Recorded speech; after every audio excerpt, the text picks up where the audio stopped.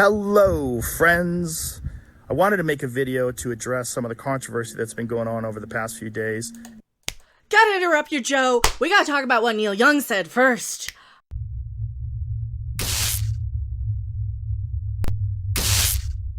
Yeah, and it's about the G's. Oh, you saw the thumbnail. I am Mecca. Have to drop the B in the alphabet every time I talk about this issue.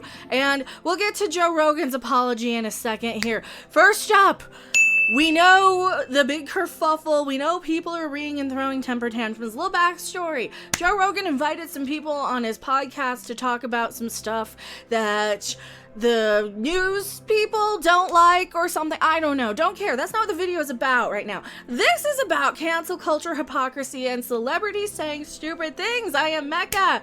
And if you liked my singing in the Spotify video prior, we do better on real songs that I actually like. Not trying to slam all the music artists in the video. Who cares? You watched it, you loved it. Hit the like button on this one too. Subscribe. And we're talking today about a little thing that Neil Young said. This thing has been popping up all morning on Twitter. Can I even show this on YouTube? I don't know. I think I'm going to anyway. Oh, I'm not going to read this. I'm going to let it sit there for you guys to read. You can read it yourselves. I will paraphrase. Neil Young blamed alphabet people for something that was going around in the community back in the 80s. And we've since learned a lot more about it. Thank you very, very much. Thank you very much. Wow. Mr. Neil Young was talking about other politics ball issues. And if you go to a supermarket and you say, oh, sorry, Neil Young, first up, even the alphabet people do not use that word as a term of endearment. Nobody's trying to take it back. Joke not available due to YouTube censorship policies. All right, at least as far as I've heard. Neil Young. This proves my point, though, that these wokier-than-thou zealots all started from a place of being allowed to hate a certain group of people. Now we all know that a certain group of people you're quote-unquote socially approved and condoned to hate, and this happens every crapping time you see these wokier-than-thou zealots. They just are people, in my opinion, who are a bunch of hate-filled people who like to hate whoever society deems hate-worthy. That's my opinion of this. Now, here we go. Neil Young blamed you-know-who for that epidemic way back when in an interview with Melody Maker. And, of course, needless to say, Young almost certainly regrets the horrific state. So he did apologize for it. Of course he has, because that's what you're gonna do. When you get enough people calling you out on your bullshit, you're gonna say whoopsie, unless you're, a normal, reasonable group of people who doesn't go around hating the group of people that society says you're supposed to. That's where all the bad things in history start, isn't it? In my opinion, anyway, and I have to keep saying that because, seriously, he almost certainly regrets the horrific statement. Are they putting words in his mouth? Does he actually regret it, or does he regret getting caught? He wrote the furious anti-George H.W. Bush screed? Rocket in the free world, and was one of George W.'s most vocal critics in the 2000s. Now to the meat of this video. I think Joe Rogan was forced to apologize here. I'm not going to play you the whole thing. We'll add some in post. I think Joe Rogan was forced to make a statement by whoever signs his checks over at Spotify. Also, I think if there's anything that I've done that I could do better is have more experts with differing opinions right after I have the controversial ones. This screams to me, I've been in this situation before, where you have to go and talk to your manager and they ask you, hey, is there anything that you might have done wrong to cause people to be mad at you? And you have to go in and say, hey, what can I do to make this better? What can I do to improve so that people are less triggered? He goes in, and if you watch the whole thing, we'll add some of this in post here.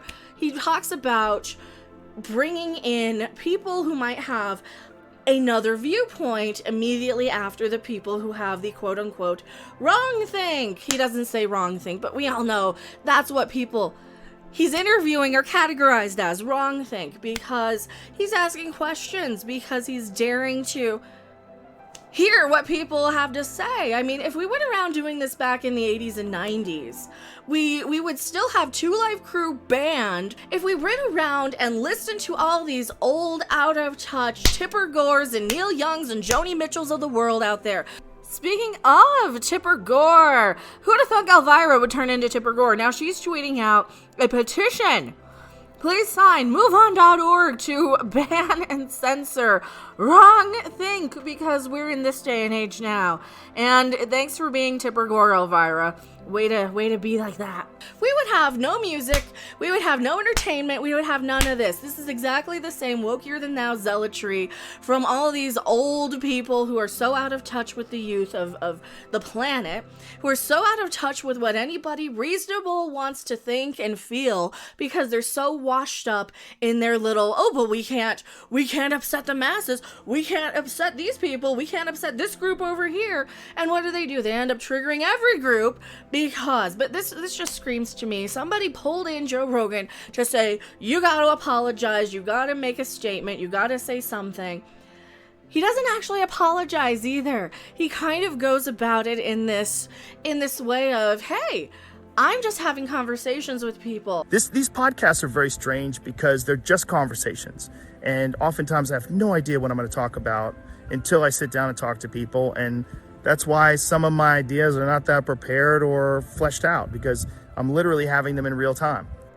But in every case, like this Rolling Stone article here, where you see stuff that they said, they have to go out of their way to walk it back because somebody's gonna read about it. That's what it feels like to me. Spotify has also issued a statement with some sort of trigger warning. This might not be advice or some dumb crap. I'll put it up here, post as well. Anyway, that's what it feels like to me. I am Mecca, and I will see you guys on the next video, live stream, or wherever. F. Neil Young. Now, together for the first time, all your least favorite soft rock hits of the 70s you've been trying to avoid for decades. K-Smell presents Now That's What I Call Lame. Hear tracks from all of the most hated artists of the super suck 70s, such as Joni Mitchell, Paradise and put up a parking lot.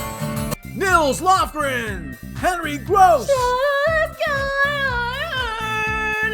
Maria Muldaur, Maureen McGovern, There's got to be a morning after. Neil Young, Seen the needle and the damage done.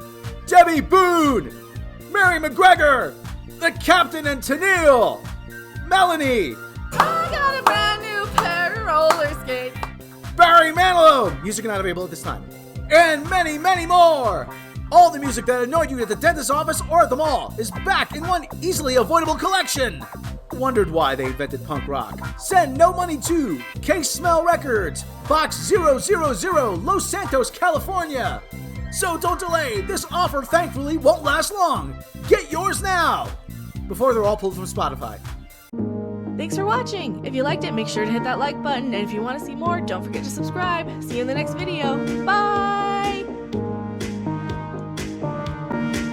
But wait, there's more! If you don't order now, you'll avoid these super suck artists, such as Peter Frampton. Ooh, baby, I love your way. James Taylor.